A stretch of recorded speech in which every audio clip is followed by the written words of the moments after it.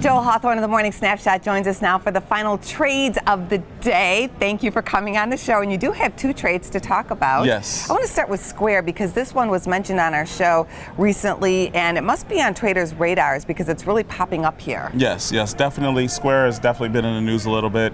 And this is a stock that I really think is poised to kind of bounce off some recent lows, kind of bouncing off like a $60 level, trying to get back above like that 65 level. I think it can. I think there's some momentum there. So I'm definitely looking to the upside with Square. You are. What would be your trade?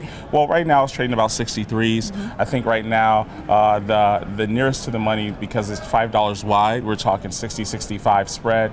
We're talking my risk will be about $2.25 out till about mid-October. Okay, good to know. You're also watching the small caps.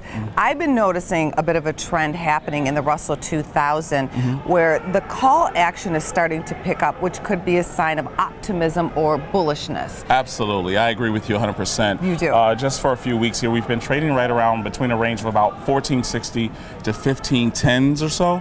And right now, we're really starting to see those calls pick up. And even then, we're thinking very optimism where we think the 1520s can kind of spike. We break out of that range and maybe head back maybe about a 40-point range to the upside. What would be your trade then? Would you just go ahead and buy some calls?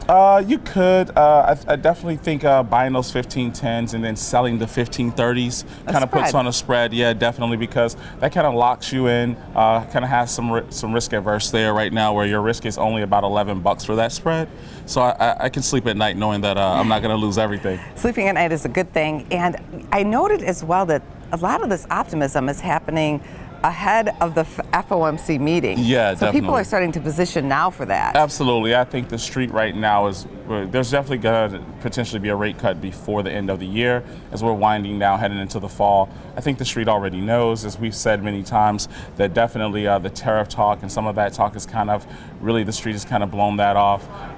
1 week it's very important, next week it means nothing. So right now you just have to look at the chart to be very protective and kind of just really protect yourself from any major catastrophes with your trading. And that's my approach, at least. Lots of information there. Thanks so much for coming on the show. Thanks for having me, Angie. For more Business First AM, check us out on social media. We're on Facebook, YouTube, and Twitter. And go to businessfirstam.com for where to see our show on TV.